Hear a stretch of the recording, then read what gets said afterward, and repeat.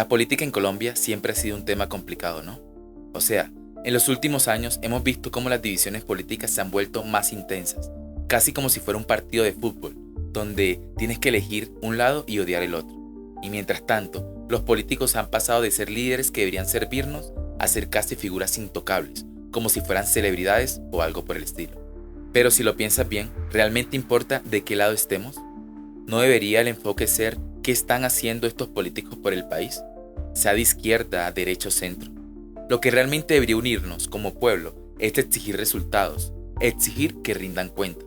Y ahí está el problema. No estamos pidiendo lo suficiente. Hoy quiero hablar justamente de eso, de cómo esta falta de exigencia nos está saliendo muy cara como país y cómo, en lugar de pelearnos entre nosotros, podríamos enfocarnos en algo mucho más importante, que los políticos realmente cumplan con lo que prometen. Mi nombre es Rafael Ochoa y esto es ANEC Podcast. La falta de exigencia al político y la idolatrización de los mismos. Uno de los problemas más grandes que tenemos como sociedad es cómo hemos llegado a idolatrar a los políticos. En serio, en Colombia parece que la política se ha convertido casi en un acto de fe, donde hay candidatos que son tratados como si fueran dioses, en vez de lo que realmente son, servidores públicos que deberían estar trabajando para el bienestar de todos, de todo el país.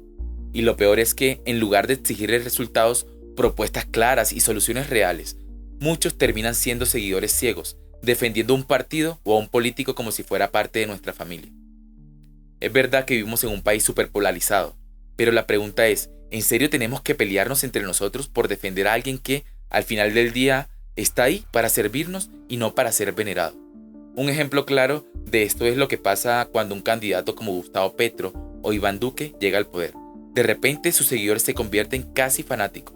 Y esto es un problema, porque distorsiona la forma en que vemos la política, como si todo el futuro del país dependiera de una sola persona. Y no es así. Todo el país depende de un trabajo en equipo, no solo de un presidente o un par de personas. Además, las encuestas y las divisiones políticas entre el pueblo terminan siendo el centro de atención, al punto de que parecen importar más que el trabajo real que un presidente o un congresista debería estar haciendo. No podemos seguir basando nuestra política en lealtades ciegas. Necesitamos enfocarnos en los problemas reales del país y en exigir soluciones, no promesas vacías.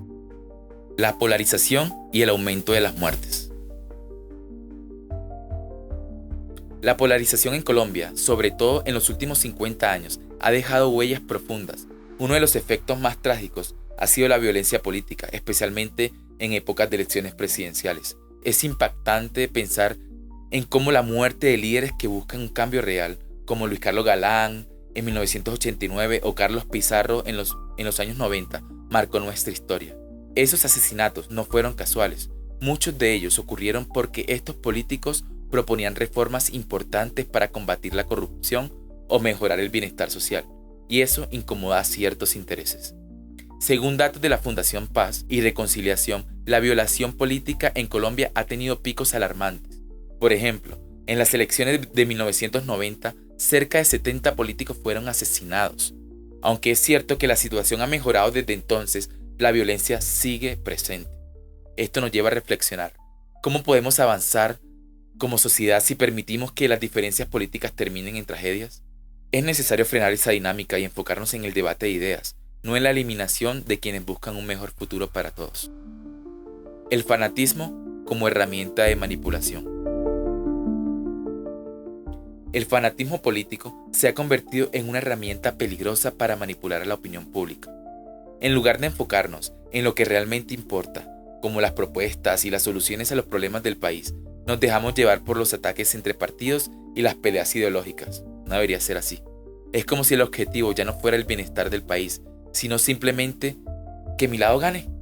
Frases como que se caiga el país, pero que mi partido gane. Son tantas frases que nos basamos que realmente no ayudan al crecimiento. Todas estas frases reflejan una mentalidad que está afectando profundamente nuestra capacidad de avanzar como sociedad. Un claro ejemplo fue la campaña presidencial del 2018 en Colombia. Los dos bandos principales se dividieron y atacaron sin descanso a los candidatos, creando un ambiente más centrado en el odio que en la búsqueda de soluciones. Mientras algunos celebraban el triunfo de su partido, otros se hundían en la frustración. Pero lo que nadie parecía notar es que, al final, la política no debería ser un juego de poder. Su propósito real es solucionar los problemas del país y mejorar la calidad de vida de todos.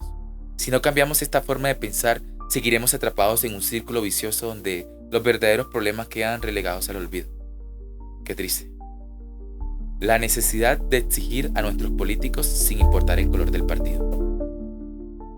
Como ciudadanos tenemos tanto el derecho como el deber de exigirles a nuestros políticos que cumplan con su trabajo. Aquí no importa si son de izquierda o derecha o cualquier otro partido. Lo que de verdad importa es que trabajen por el país y cumplan con lo que prometen.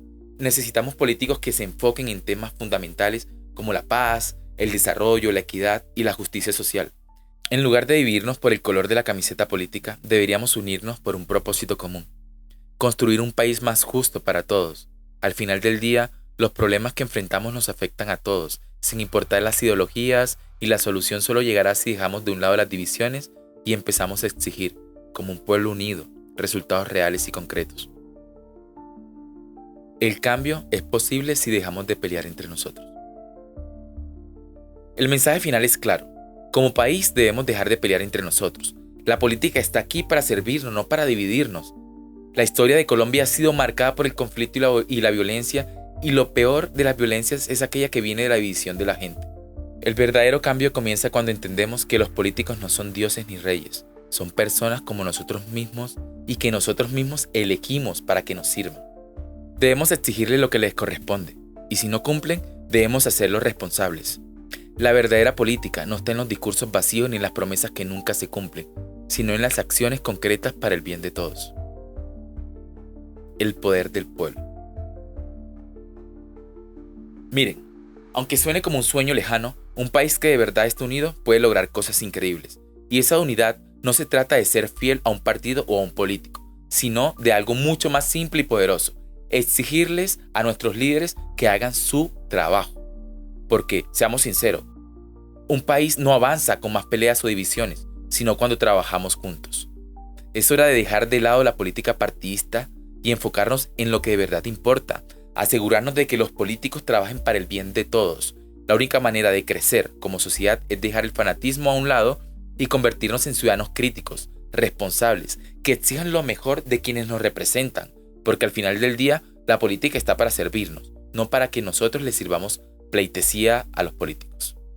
Y si lo pensamos por un momento, no importa el color del partido, en todos, absolutamente en todos, hemos visto corrupción. Entonces, ¿qué más da el color si al final no cumplen lo que prometen? Lo importante no es la camiseta, sino quiénes están al poder realmente y quiénes están trabajando a favor del país. Así que tomémonos un momento para reflexionar, para informarnos, para leer un poco más, y recordemos que nuestra verdadera fuerza está en lo que como ciudadanos decidimos exigir. El importante papel de el votante. A veces hablamos mucho de los políticos corruptos, pero ¿qué pasa con el papel de nosotros los ciudadanos? Es un papel importante en todo esto.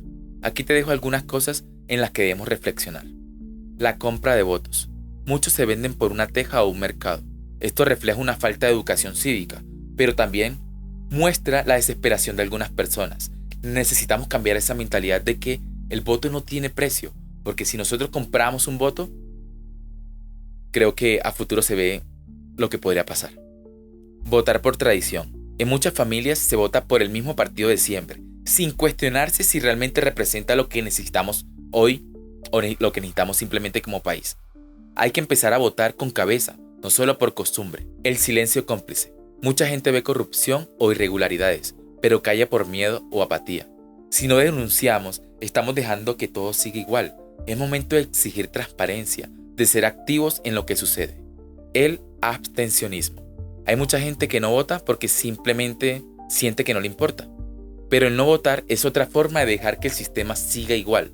Cada voto cuenta, y si no participamos, estamos permitiendo que otros decidan por nosotros. Al final, cada uno de nosotros tiene el poder de cambiar las cosas. La verdadera transformación comienza con un cambio en nuestras acciones individuales. Si queremos un país diferente, es hora de dejar de ser cómplices y tomar responsabilidad. Un cambio generacional. Creo que para que empecemos a ver cambios a futuro, toca empezar desde los más pequeños, porque es más fácil que intentar enderezar un árbol que ya está torcido y perdido en las sombras. La educación temprana es clave para formar ciudadanos conscientes que exijan más a sus políticos. Aquí algunos puntos importantes. Educación cívica y democrática. Desde pequeños, los niños deben aprender cómo funciona el sistema político, qué derechos tienen y cómo pueden participar activamente en la democracia. Pensamiento crítico. Enseñar a los niños a identificar noticias falsas y analizar información les da herramientas para no ser manipulados por promesas vacías. Ética y valores. Si los niños aprenden principios como honestidad y responsabilidad, será más difícil que toleren la corrupción y más fácil que busquen el bienestar colectivo. Historia política del país. Explicar cómo la corrupción y la polarización han afectado a Colombia les ayudará a entender por qué es tan importante exigir a los políticos y no idolatrarlos. Simulacros de participación. Realizar actividades prácticas como votaciones escolares o debates fomenta el sentido de que el cambio está en sus manos. Liderazgo y trabajo en equipo. Incentivar proyectos para mejorar su comunidad les enseña el impacto positivo de la colaboración. Economía básica. Explicar cómo se gestionan los recursos del país les ayuda a cuestionar las prioridades de los políticos y a tomar decisiones informadas. Diversidad política. Enseñar que la diversidad de ideas es esencial para una democracia, reduciendo la polarización y fomentando el diálogo basado en argumentos. Rendición de cuentas. Evaluar el desempeño de representantes escolares les enseña que los líderes deben justificar sus decisiones.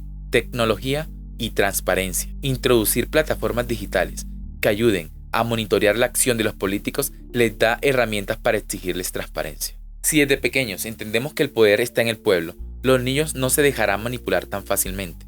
¿Qué opinas? Deja tu opinión o quizás otras opciones para que los niños puedan, desde pequeños, educarse en la política. ¿Cómo combatir la corrupción? Para realmente acabar con la corrupción en la política, necesitamos algo más que promesas vacías. Las condenas tienen que ser fuertes y las reformas estructurales. Aquí algunas ideas para empezar a cambiar las cosas.